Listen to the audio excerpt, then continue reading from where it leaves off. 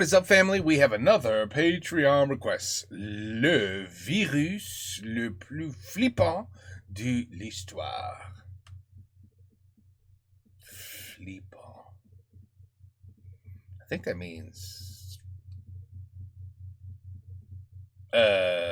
scary. I think the most scariest virus in the history, and I don't think it's COVID. All right, let's go. That's a pretty bad virus. Damn, it has like a nuclear effect. Ooh, that's one virus, boy. L'équilibre de la terreur est une doctrine élaborée durant la guerre froide, amenant les États-Unis et l'URSS à avoir suffisamment de bombes nucléaires dans leur arsenal pour assurer la destruction totale de leurs ennemis. And the planet 10 times over. Cette arme était devenue tellement puissante que le seul moyen de gagner était de tout faire pour que personne ne puisse jouer. Mais que se passerait-il si cette puissance de feu pouvait être contrecarrée, non pas par une autre bombe, mais par une arme invisible, silencieuse, qui n'explose pas, qui ne fait pas de bruit et qui ne laisse aucun indice. You got a taste of it. Just think of COVID, but 100 times worse. Mais qui s'insinue lentement dans le cœur même des installations les plus sensibles d'un État jusqu'à lui faire arrêter la production de la bombe nucléaire. It's like the race between Iranian officials trying to build their nuclear program and outside forces trying to stop it is getting more intense. Cette arme a existé. Cette arme a changé la donne et a ouvert la voie à une nouvelle forme de guerre où les batailles ne se livrent plus seulement sur le terrain, mais aussi dans les méandres des infrastructures numériques mondiales. Voici l'histoire du projet qui a marqué le début d'une nouvelle ère, le projet Olympic Games. Ah, bon. J'ai oublié son nom, by the way. I've seen him before. He's good. Mais I'm sorry. J'ai oublié ton nom, mon ami. I'll take a look when it's finished. And the Olympics.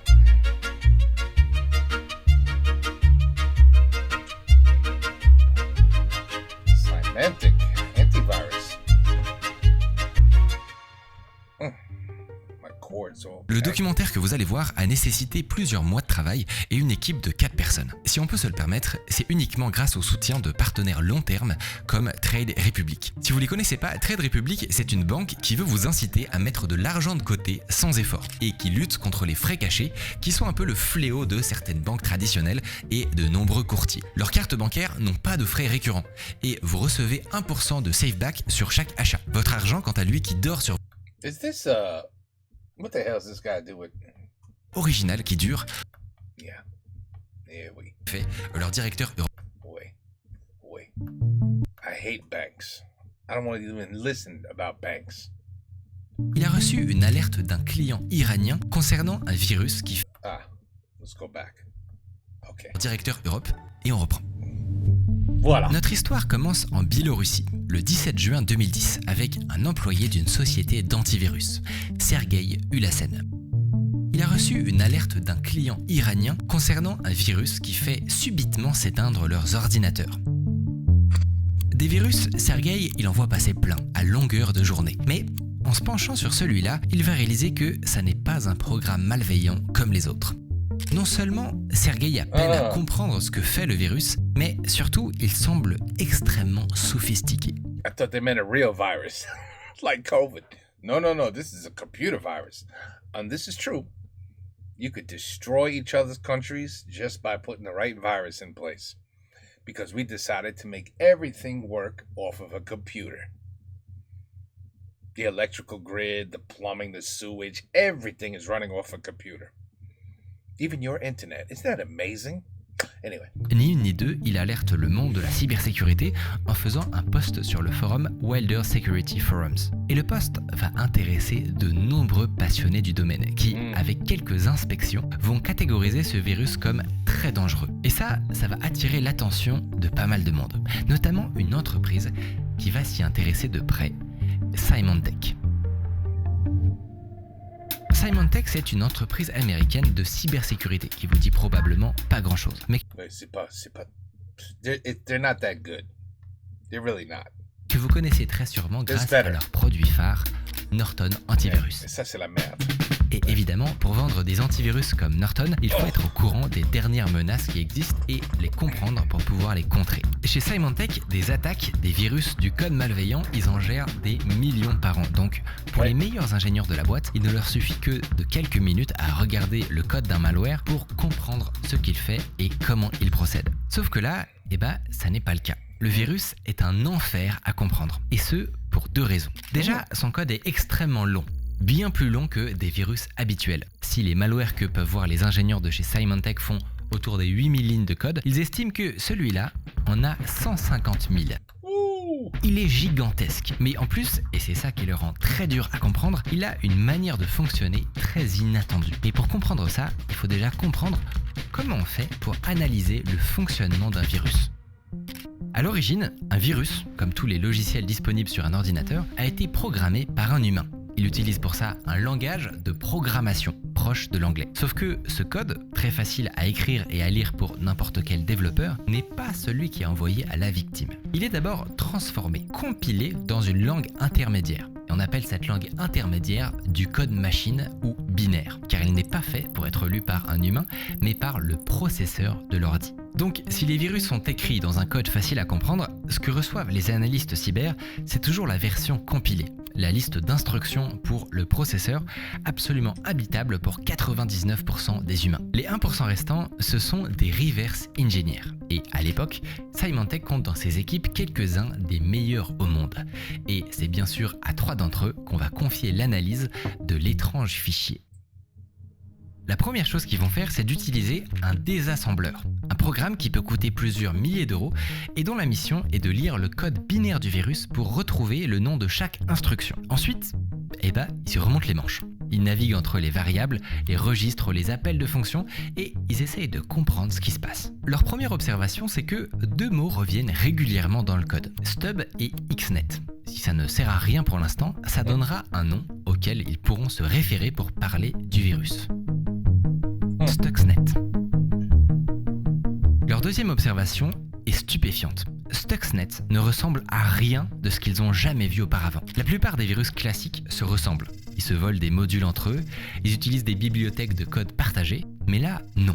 Quand les ingénieurs de Symantec commencent leur analyse, ils découvrent un véritable mur de code d'excellente qualité et entièrement nouveau. Ils reconnaissent partout des techniques typiquement malveillantes. Rootkit persistant, mise à jour du virus, injection de process, dans des quantités complètement astronomiques.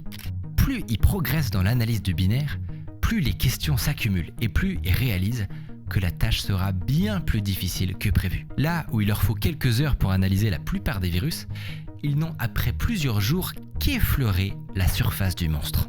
Ils vont cependant être à même de produire un IOC, un indicateur de compromission. Il s'agit d'une liste de traces que le malware laisse sur son passage quand il infecte un système. Un petit fichier qui permet aux sociétés d'antivirus de pouvoir instantanément détecter sa présence et suivre sa propagation dans le temps. Et justement, ce moyen de détection va dévoiler l'envergure du problème que pose Stuxnet.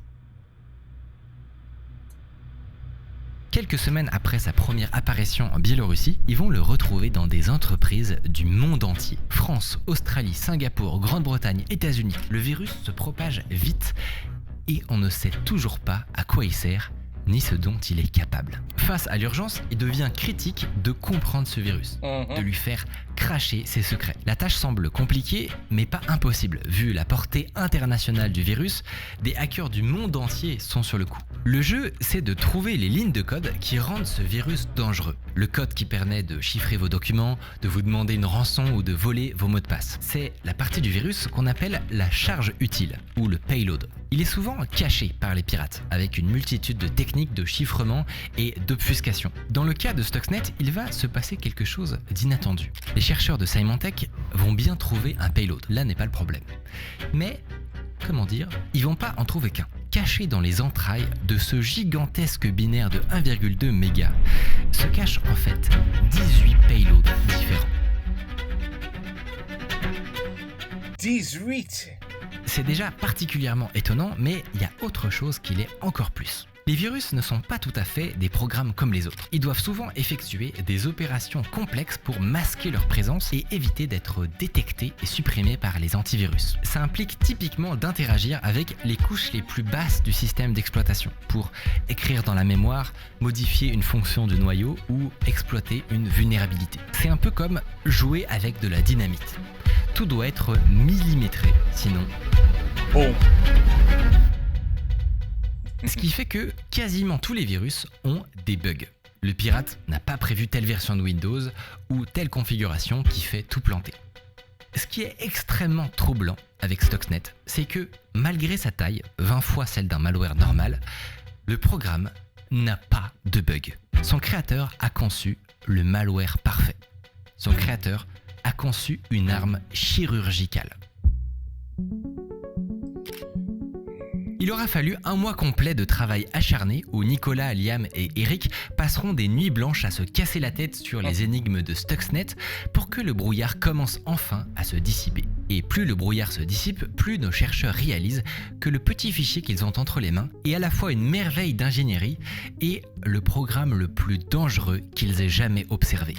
Déjà, Stuxnet n'est pas un virus, c'est un ver informatique. Là où le virus exploite une erreur humaine, un clic sur une pièce jointe, une fausse mise à jour, le ver exploite une erreur système, un bug laissé là par les développeurs de Windows ou macOS que les hackers peuvent exploiter. Parmi toutes ces failles, la pire c'est la Zero Day, une faille que le pirate est le seul à connaître, qui lui confère donc le pouvoir ultime de s'infiltrer partout. Zero Day, car les victimes bénéficient de 0 jours de protection. Ces failles sont très rares. Symantec n'en découvre dans des malwares qu'une dizaine par an. Et surtout, elles ont énormément de valeur. Sur les marchés noirs, elles se vendent chacune des centaines de milliers d'euros. Et bah, dans Stuxnet, les chercheurs ne vont pas découvrir une faille Zero Day. Ils vont en découvrir 4. 4 failles critiques inconnues. C'est plus que tous les logiciels malveillants avant lui, et depuis ce jour, ça n'a jamais été observé à nouveau. Outre le temps et le talent nécessaires pour en trouver autant, c'est surtout l'équation économique qui est étrange. Les rares fois où on a découvert de telles failles dans un verre, elles étaient rentabilisées par des rançons ou des vols massifs de cartes de crédit. Là, les créateurs de Stuxnet ont probablement brûlé plus d'1 million de dollars et on n'a aucune idée de pourquoi. Et ça n'est pas tout. Pour pouvoir se dissimuler dans les couches les plus basses du système, le virus utilise 2 certificats Windows volés. Et ça, c'est troublant. Un certificat, c'est comme un passeport. Les autorités de certification les décernent avec la plus grande prudence, notamment aux entreprises qui développent des drivers. Car qui possède un certificat légitime peut installer un faux driver dans votre PC sans éveiller les soupçons de votre antivirus. Un driver avec les plus hauts niveaux de privilèges. En bref, le rootkit persistant parfait. Donc ces entreprises cachent et protègent leurs certificats. Et visiblement, elles le font bien, car avant Stuxnet, aucun vol de ce type n'avait jamais été observé. Les certificats trouvés sur le virus semblent provenir de 2 entreprises taïwanaises, Realtek et J-Micron Technology. 2 entreprises qui conçoivent des... Realtek is a very well-known driver. Motherboards, video card, driver. Actually, I think network card. Anyway, yeah, Realtek I know of. J-Micron, no. Des circuits intégrés et qui à première vue ne semblent rien avoir en commun. À un détail près, leurs locaux à Taïwan sont situés dans le même bâtiment. C'est ce détail en particulier qui va transformer l'affaire en crise diplomatique. Car un certificat, ça ne traîne pas sur une pauvre machine connectée à Internet. C'est souvent protégé par mot de passe et par biométrie, avec des empreintes de plusieurs personnes. Aussi invraisemblable que ça puisse paraître, l'explication la plus sensée à ce double vol est une opération d'infiltration physique, ou le recrutement d'une source tout en haut de la hiérarchie. Donc, si on ne sait pas encore ce que fait Stuxnet, on sait autre chose. Il ne provient ni d'un simple pirate, ni même d'un groupe criminel ordinaire, mais d'une entité beaucoup plus puissante. Un expert de F-Secure dira à ce propos, il y a 2 pistes, un groupe terroriste ou un État. Or, nous ne pensons pas qu'un groupe terroriste dispose de telles ressources. Dire qu'on ne sait pas ce que fait Stuxnet n'est pas tout à fait exact. En examinant les payloads, les chercheurs ont fait un certain nombre de trouvailles qu'ils ont documentées dans un gros dossier aussi exhaustif que passionnant. Ce qu'on y apprend, c'est que Stuxnet est en fait un véhicule à 3 têtes, chacune servant un objectif précis. La première, la persistance, fait honneur à son nom.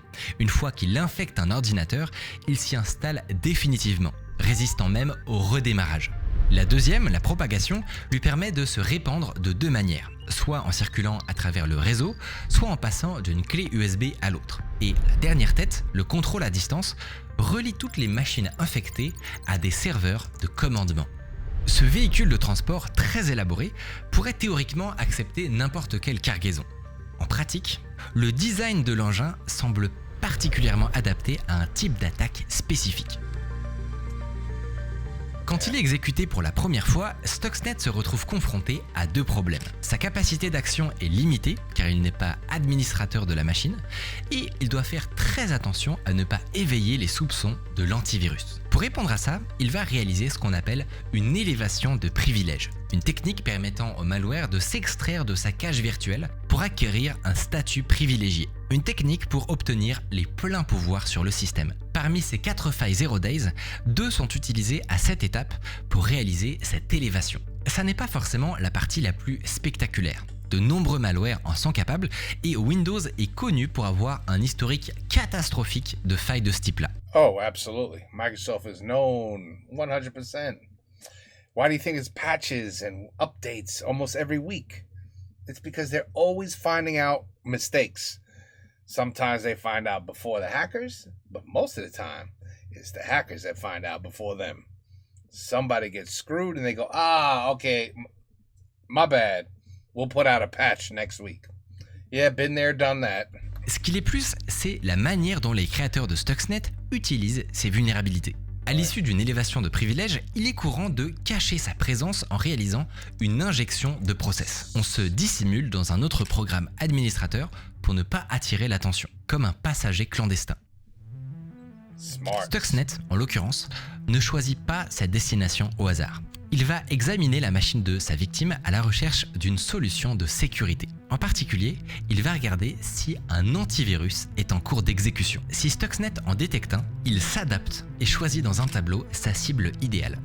Dans certains cas très rares, il peut conclure que l'injection est impossible et s'arrête. Dans d'autres, il décide de cibler l'antivirus lui-même. Ce qui est frappant, c'est surtout la connaissance très fine que les équipes d'Olympic Games semblent avoir de chaque scénario. Une telle précision a dû nécessiter des batteries de tests interminables pour anticiper tout ce qui pouvait mal tourner. Une fois maître du terrain, Stuxnet peut s'installer définitivement au cœur du système, comme un driver. Avec ses certificats volés, il s'assure une position persistante et discrète d'où il pourra mettre en place son système de propagation.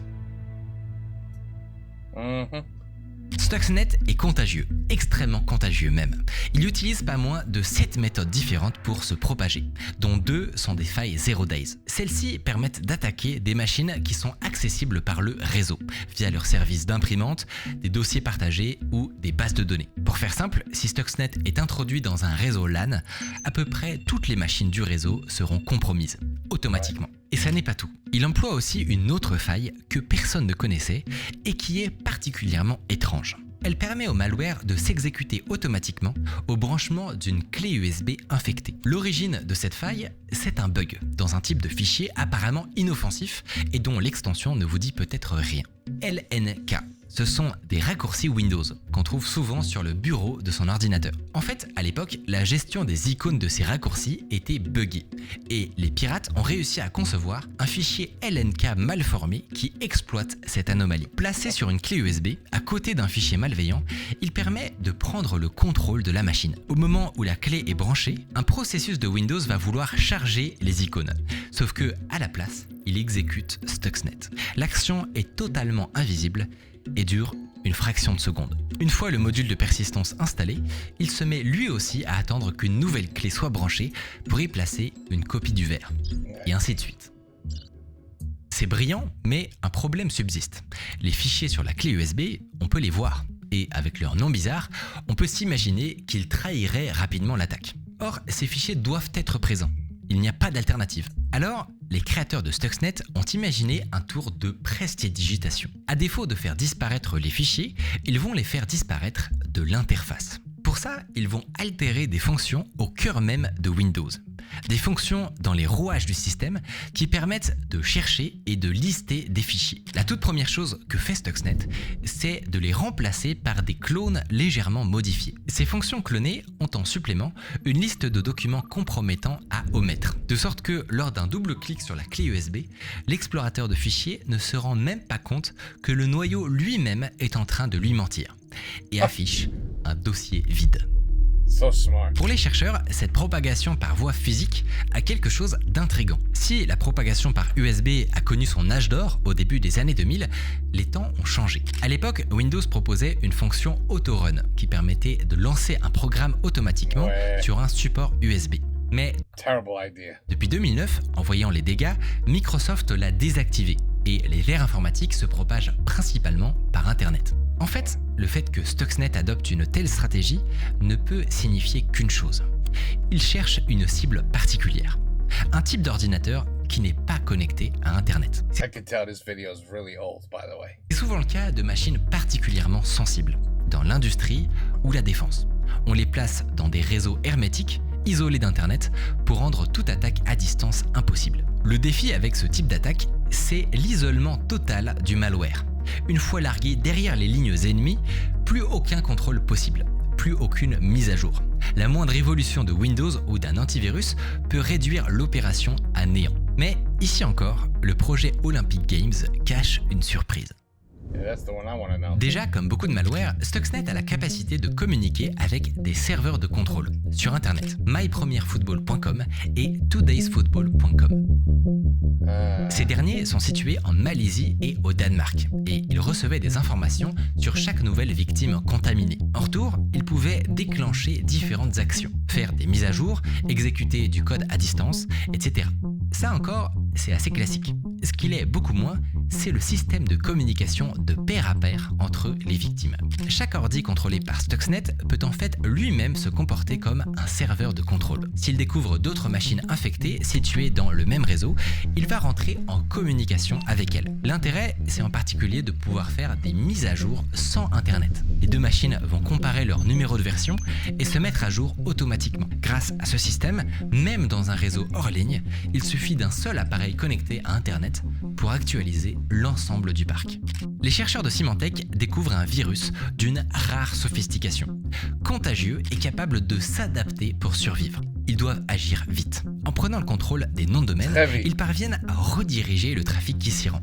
Ça leur permet de les rendre inoffensifs, de prévenir les victimes en temps réel et enfin de monitorer précisément l'ampleur des dégâts. Chaque petite requête qu'ils reçoivent sur ces URL est une machine dormante dans une maison ou un bureau qui n'a sûrement aucune idée de la menace qu'elle abrite. Et de telles machines, après 3 mois d'analyse, Symantec va en détecter 100 000. Woo! This is good. This is good stuff, man. This is a good virus.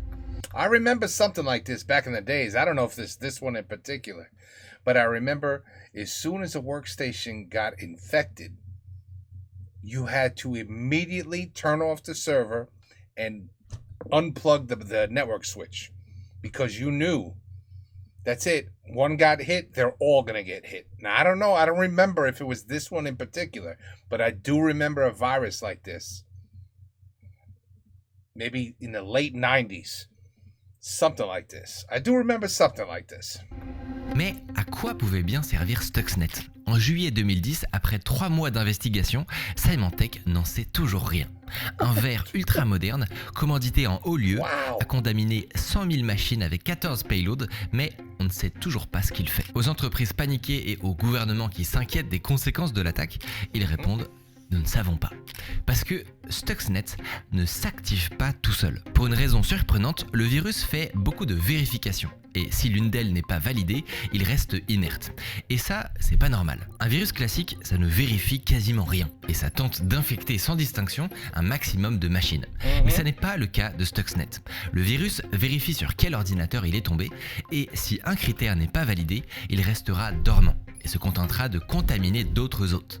Le but maintenant pour Symantec va être de comprendre pourquoi ces vérifications existent. Et rien qu'en les étudiant, ils vont en tirer des indices décisifs. Dès son arrivée dans un nouvel hôte, Stuxnet vérifie si l'ordinateur en question est sous une version spécifique That's how you know this shit is old. Look at those. de Windows. Sinon, il ne s'active pas. Ensuite, il va vérifier si un certain mot de passe existe dans le registre. Si c'est le cas, il s'arrête aussitôt. On suppose que c'est un court-circuit, un moyen courant pour les pirates de ne pas infecter leur propre machine par erreur. Sauf que ce mot de passe ressemble à une date, le 9 mai 1979. Et le 9 mai 1979, c'est l'exécution de Habib El-Ghanian, première victime juive du régime islamique iranien. Son exécution poussera 100 000 juifs à fuir le pays. C'est peut-être une coïncidence ou un leurre, ou peut-être pas. À partir de là, Stuxnet cherche des programmes bien spécifiques, des logiciels de Siemens. Ce sont des logiciels très particuliers qui permettent d'automatiser et de surveiller des machines industrielles. Et ça concerne de nombreux domaines. That's the kind of thing I'm talking about. This is the shit that makes you worried. Aéronautique, santé, transport, centrales électriques. Stuxnet ne s'active que sur des ordinateurs qui appartiennent aux industries les plus sensibles d'une nation. Stuxnet ajoute ensuite un autre critère encore plus sélectif.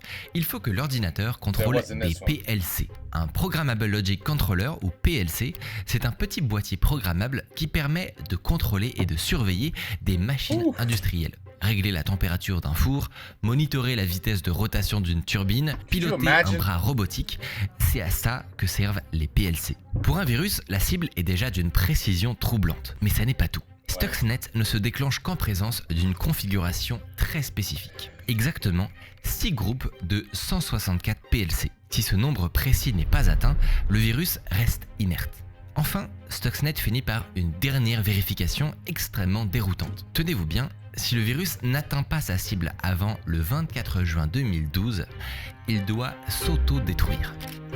No shit. Wow. Damn, this is like a Mission Impossible movie now. Plus on en apprend sur le virus, plus on réalise la gravité de la situation. On se rend compte que le virus a une réelle mission qui semble concerner un domaine sensible mais encore inconnu. Et il doit l'effectuer avant une certaine date, sinon il s'auto-détruira. Ce qui n'existe pas. Un virus n'a normalement pas de mission aussi particulière et surtout pas dans un temps donné. La seule information qu'on a, c'est que quelque part, un certain groupe de hackers étatiques a investi des dizaines de milliers d'heures de travail, un arsenal de failles critiques sans précédent et des missions d'infiltration physique pour prendre le contrôle de petits boîtiers industriels. Et pas tous les boîtiers, uniquement 6 groupes de 164 boîtiers. Mais alors, quelle est la cible ? Pour le savoir, il peut être intéressant de regarder d'où la propagation a commencé. Quel est le foyer de l'épidémie ? Les ordinateurs du monde entier ont beau avoir été infectés par Stuxnet, il y a un pays qui se démarque très clairement des autres. Le pays duquel l'épidémie est probablement partie. Le pays qui devait être la cible des ingénieurs derrière l'opération.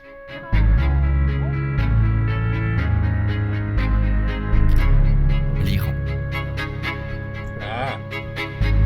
Really? Nous sommes en novembre 2010, quasiment 6 mois dans l'enquête, et Symantec est dans une impasse. Ils ont compris que Stuxnet cible des PLC, probablement en Iran, mais il manque toujours la clé de ce mystère. À quoi sert-il exactement ? Jusque-là, c'est encore une boîte noire, un danger dormant.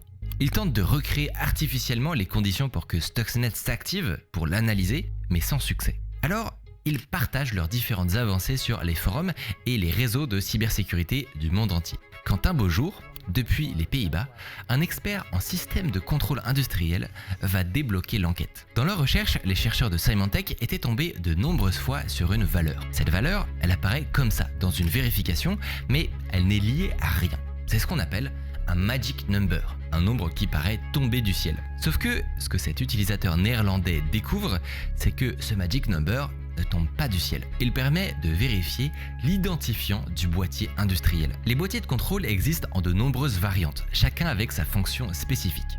Stuxnet ne s'intéressait qu'à un seul modèle identifiable par un numéro unique, un contrôleur de fréquence.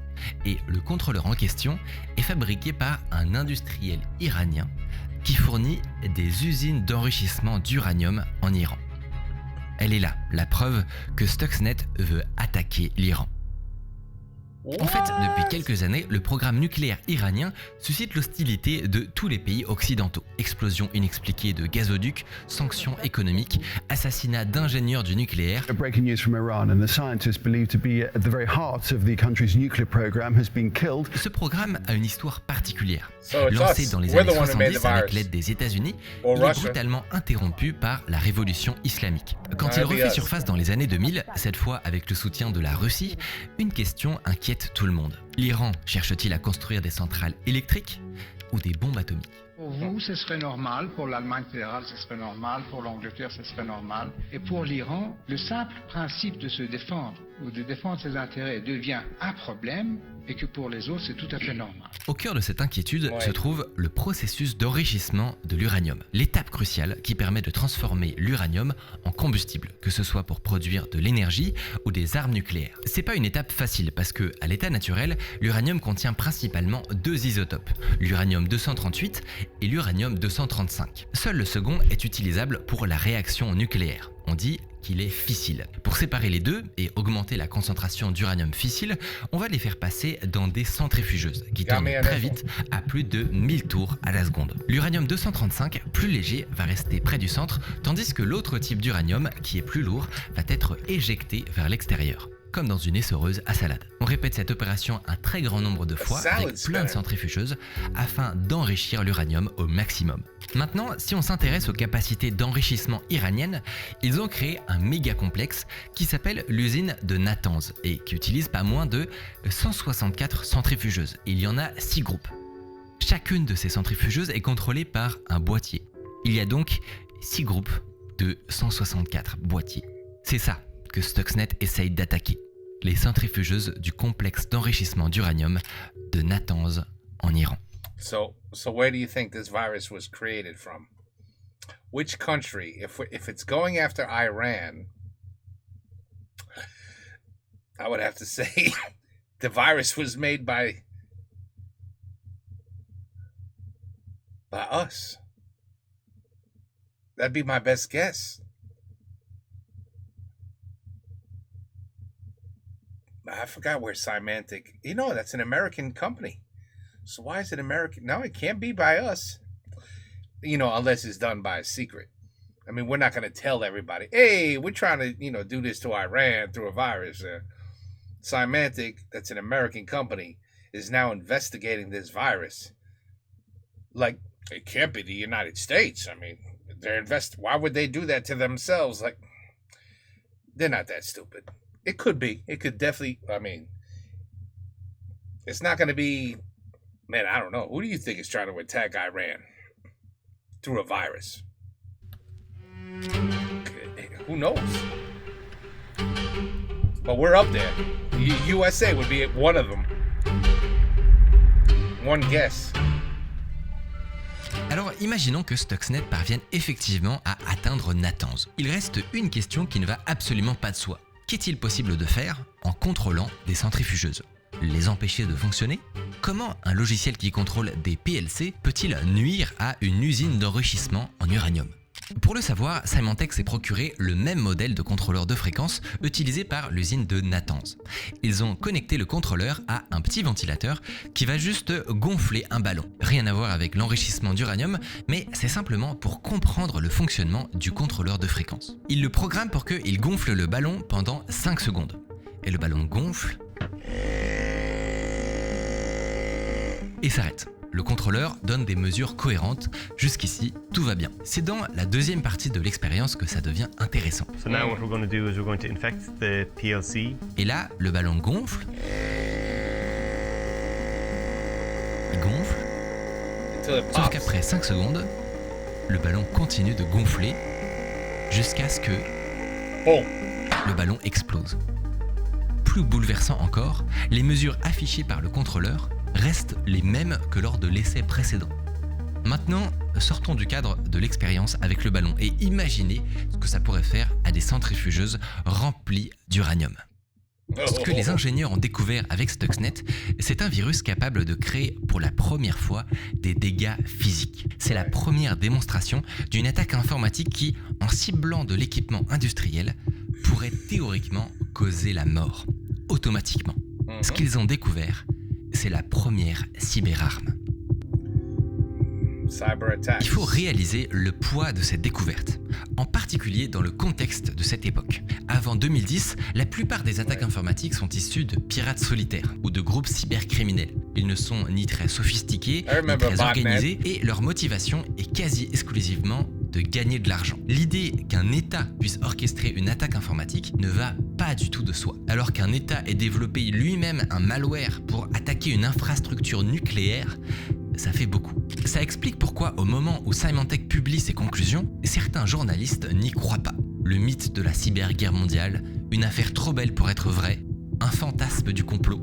Et on peut comprendre ces doutes. Si on suppose que Stuxnet peut saboter des centrifugeuses, une question cruciale reste sans réponse. Comment est-il entré dans la centrale ? Natanz n'est pas une simple usine, c'est une forteresse moderne, un site militaire ultra protégé, coupé d'internet, gardé par l'artillerie et l'aviation. Rien n'y entre par hasard. Chaque badge, chaque visiteur, chaque colis est contrôlé, vérifié, authentifié. Les chercheurs seraient peut-être restés dans l'impasse si le virus lui-même ne leur avait pas livré un indice crucial. Il contenait un système d'historique.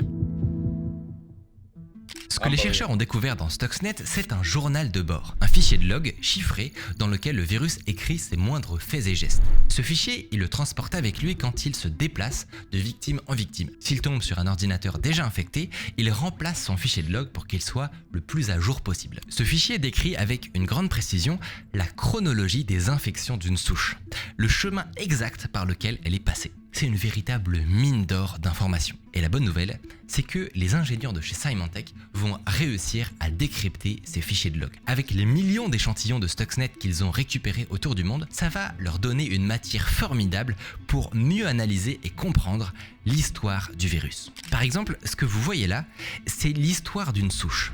Chaque nœud du graphe est une victime. Les lignes droites correspondent à des LAN où chacune des machines ont été contaminées, jusqu'à ce que le vert parvienne à atteindre un autre réseau.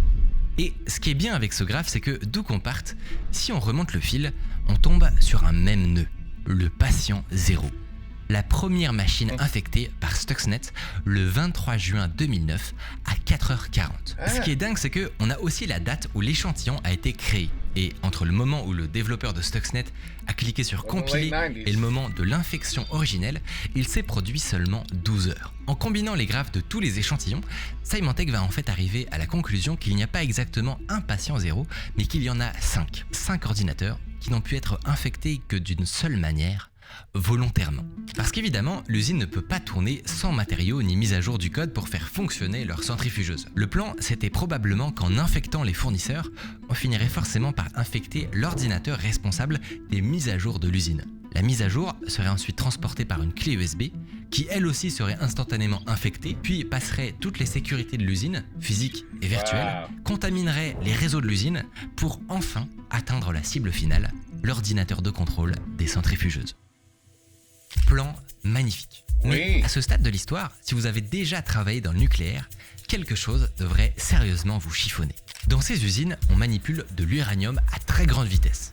Sans même imaginer l'hypothèse d'un virus, c'est un processus hautement périlleux qui justifie d'avoir des plans de secours, des garde-fous pour réagir aux incidents. Dans la salle de contrôle, des opérateurs iraniens veillent constamment pour détecter la moindre anomalie. Grâce à des écrans de monitoring, ils suivent en temps réel les données des centrifugeuses reçues par le logiciel SCADA. Si le moindre problème apparaît, ils ont un bouton d'arrêt d'urgence qui permet de tout interrompre avant que le matériel soit endommagé. Donc, quand bien même le malware parviendrait à atteindre les centrifugeuses, il n'y ferait pas long feu.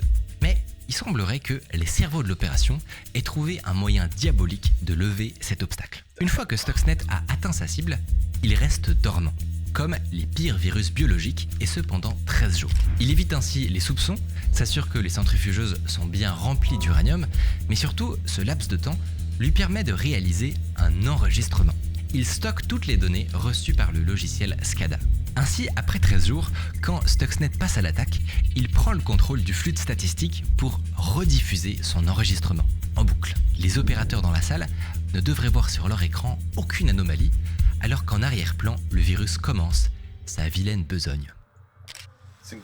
Il va se mettre à changer la fréquence de rotation des centrifugeuses. Si à la base elles tournent à 1000 Hz, donc à 1000 tours par seconde, Stuxnet les accélère jusqu'à la limite mécanique de ce que les rotors en aluminium peuvent supporter. Une fois cette vitesse atteinte, il va à l'inverse les ralentir subitement pour déclencher de violentes vibrations. Ces changements abrupts de vitesse de rotation rendent non seulement l'enrichissement de l'uranium bien moins productif, mais surtout, ils ravagent les centrifugeuses. Parce que Stuxnet est bien plus malsain qu'on peut le croire. Il vise des fréquences précises qui vont faire entrer les centrifugeuses en résonance. Leur structure même va vibrer jusqu'à les endommager, voire les détruire. Ce processus devrait a priori faire un boucan assourdissant, un concert de grincements et de vibrations qui font le bruit d'un moteur d'avion. On suppose qu'à cet instant, les ingénieurs paniqués iraient désespérément écraser le bouton d'arrêt d'urgence. Mais ils constateraient alors avec horreur qu'il ne produit plus rien. Car ce scénario aussi a été prévu. En arrière-plan, Stuxnet est fait pour intercepter cette requête. Elle n'arrive jamais à destination. On peut s'imaginer la position horrible qu'auraient alors les ingénieurs. Ils verraient leur panneau de contrôle parfaitement fonctionnel et des centrifugeuses qui s'endommagent. La seule conclusion possible serait que l'erreur venait d'eux et de la fabrication des centrifugeuses, certainement pas d'un virus. Ils travailleraient d'arrache-pied pour comprendre ce qui ne va pas dans ce qu'ils font, perdraient un temps précieux et la confiance de leur gouvernement. Ça, en tout cas, c'était le plan. Maintenant, avec quelques années de recul, on sait ce qui s'est passé. En s'appuyant sur les taux de défection des centrifugeuses en Iran, les chercheurs ont conclu, avec une quasi-certitude, qu'il a marché. Stuxnet est bel et bien parvenu à infecter l'ordinateur de contrôle des centrifugeuses. On estime qu'il aura détruit près d'un cinquième des centrifugeuses de Natanz, causé plusieurs interruptions dans la production et ralenti le programme nucléaire iranien d'au moins une année. Alors, qui l'a fait ? Qui sont les coupables ? Et c'est là que ça devient vraiment compliqué, parce que vous vous doutez bien que personne, et encore moins un État, ne va publiquement déclarer qu'il a créé un malware aussi dangereux et en dehors du droit. Mais depuis le temps, suffisamment d'informations et de témoignages ont fuité pour établir avec une certaine assurance l'identité des commanditaires. Les États-Unis, la Grande-Bretagne et Israël. Attends. Israël. J'ai pas pensé à Israël. Mais tu vois, United States is there. Great Britain? I would say it's between Israel and the United States. Ce sont eux derrière le virus. 3 nations qui ont la bombe nucléaire et qui ne veulent absolument pas qu'une telle arme puisse arriver dans les mains d'un ennemi.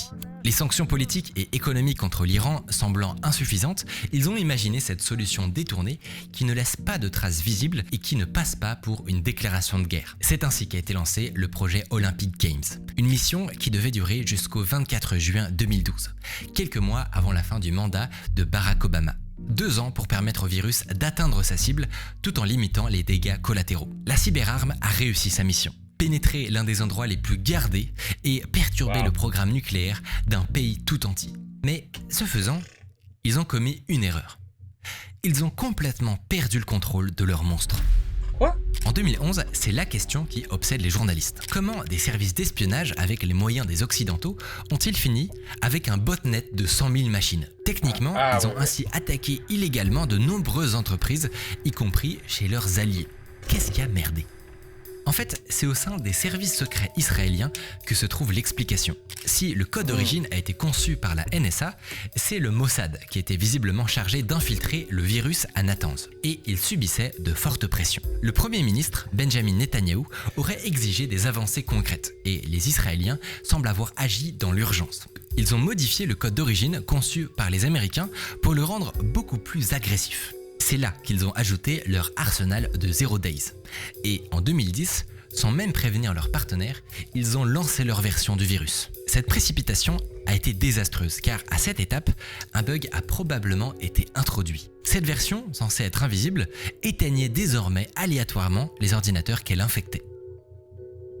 Dans leur empressement, les Israéliens ont ouvert une véritable boîte de Pandore et contaminé le monde entier avec un virus buggé. L'ironie, c'est qu'il n'a même pas vraiment rempli sa mission. Le programme nucléaire iranien, après un bon nettoyage, a repris de plus belle. Et puis, Stuxnet s'est retourné contre ses créateurs. Parmi les victimes, on trouve de nombreux ordinateurs américains, européens et israéliens. Des gigantesques moyens publics et privés ont été mis en place pour se protéger sans que les services secrets de ces pays puissent intervenir. Mais surtout, en découvrant le virus et leurs commanditaires, ça n'a qu'aggravé l'animosité préexistante entre Téhéran et Washington. D'après le directeur exécutif du conseil américano-iranien, de nombreux jeunes ont été motivés à s'enrôler à cause de Stuxnet, créant l'une des plus grandes cyberarmées du monde. Donc Stuxnet est au final un échec, mais il aura fait basculer le monde dans une nouvelle ère. C'est la première cyberarme. And now everybody's got one. Every country has a cyber attack department. Oh, definitely. Et si les guerres et les You too. France has one. Oh, believe me, you guys got one. armes physiques sont régulées par des traités internationaux, ça n'est pas le cas pour le monde numérique. Les États savent désormais qu'ils ont dans leur arsenal un instrument sans signature qui peut faire plus de dommages qu'une bombe. Ils peuvent arrêter des hôpitaux, créer des pannes d'électricité et paralyser les économies. Oui. En 2013, lorsque Snowden a diffusé de nombreux fichiers Ah, this guy here. Yeah, he disappeared and ran to Russia.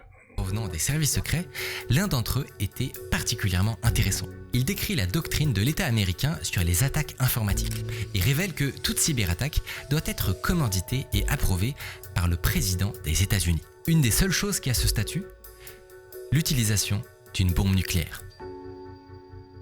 Crazy, isn't it? Alors, qu'est-ce que tu as appris avec cette vidéo? Ne jamais regarde la porn on your ordinateur. No porn. Don't do it. Don't do it.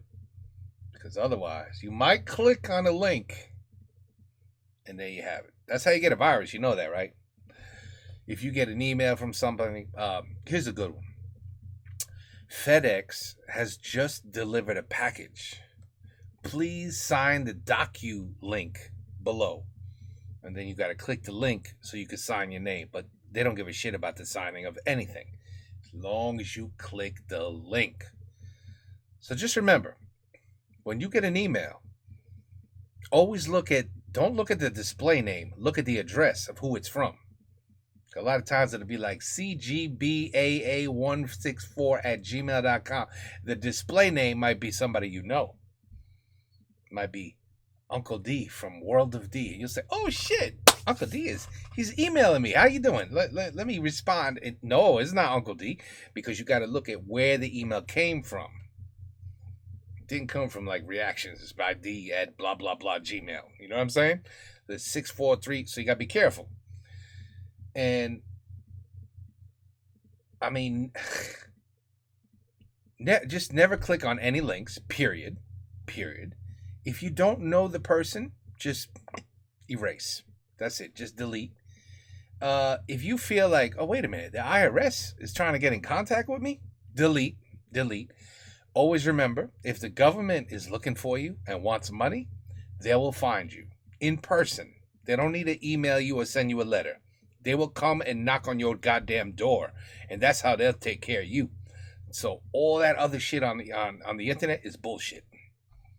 I'm trying, I try to tell my mom these things. It's but c'est triste, mais les vieux, they're not as good as technology as we are. And moi, déjà, c'est mes enfants maintenant qui me regardent. Oh, qu'est-ce qu'il est con, il comprend. Yeah, avec the yeah. Screw your iPhone. I don't want to learn it. Okay, but anyway. So the younger the generation, the smarter they become with technology, and the older you are, you forget, you don't understand, and you get, I tell you, it just takes one click and your whole retirement fund is gone. You got to be so careful today. Today it's really bad. Ransomware. All I could do is suggest you to have a backup image, not flat files, a backup image of your computer, at least a week's worth. So if you get ransomware and somebody encrypts you and says, hey, I want 2 Bitcoins.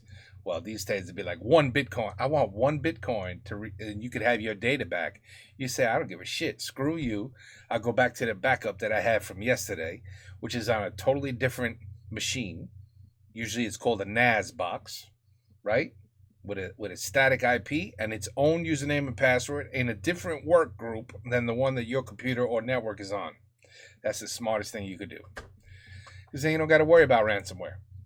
You don't got to worry about it. So, oh shit, I got attacked. Oh, they got my info. Like, what am I gonna do? No, you just go back, just reverse back to the day before. I mean, if you got files, see, everybody thinks, oh, they're in my computer, they're taking my things. No, usually they just want to encrypt your data. They just want to encrypt it, and then none of your shit will work again because it's all encrypted, except for a few files, enough for your computer to boot up and realize, oh shit, I can't open nothing up on my computer no more. Then you realize it's encryption. Encryption is not a virus. It's not. You could pay to have your stuff encrypted. The problem is, to decrypt it, you need a password. So if I encrypt your stuff, it's not a virus. I'm just encrypting your computer. I know the password. You don't. You're screwed. There's no way to decrypt it without the password. So now you're going to pay me a Bitcoin, and I'll decrypt it for you. Or you just say, I got a backup from the day before. I don't give a shit. And that's it. It's over. But this is a whole other level of, brilliant people. You know, normally they hire the hackers. There was a movie like that. Oh, yeah. With DiCaprio. Remember? Catch Me If You Can. Great movie. So usually it's the hackers that are so smart, the people that create shit like this. They're so smart, these people. And then instead of putting them in jail, the government hires them. Says, you want to work for us? We'll pay you. And you could do this legally, under our watchful eye. But we'll pay you, and just, you do what you do, but not illegally. And, because they're so smart. There's so little out there that can do the things top level hackers, people that make shit like this. That's top of the line. Those are the people you want working for you. So anyway, very interesting video. And I thought it was late 1900s, 1900s, like 1998, around there. 2010, oof, I was way off. But no, I don't really particularly remember this. Yeah, no, 15 years ago? Hell no. No. I don't remember this virus. I don't remember. You know why? Because it's not going to hit the house. Like they said, this doesn't hit your house. They don't give a shit about your refrigerator in your home. They want to attack a nuclear, facility, or an electrical grid, or control the water, the dams, and there's endless shit you could do if you can get into a government's network system. Endless. Turn off all the traffic lights. I know you've seen movies. You've seen movies where they do that. Anyway, good video. Whew. That was a good one. Okay, anyway. It's funny because in the beginning I was like, oh, they're talking about like another virus like COVID. Because that's another thing. This is computer, cyber attack virus. And then there's the real virus. We all joke around and say, oh, China made the COVID. They were in a laboratory. They were trying to create it. They were going to do some shit. They were getting ready to do something, but it backfired and it got released in their own country because they're the first ones that got COVID, and then everybody else got it. So there's always this thing now, they were trying something. But if you think about it, forget China, it could be any other country. That's all you got to do. Just got to make some sort of sickness that shuts down your respiratory system, and that's it. You're dead. People start dropping like flies. Not one bomb needed. So we have to be careful. We have to be careful these days. Faut faire très attention. Et bien voilà, the virus, the scariest virus in history. And trust me, they're working on something right now as we speak. We just got to hope that people could stop it and that they could catch it before it gets bad. That's all you could hope for. Anyway, big video. À la prochaine. Bonsoir and peace out.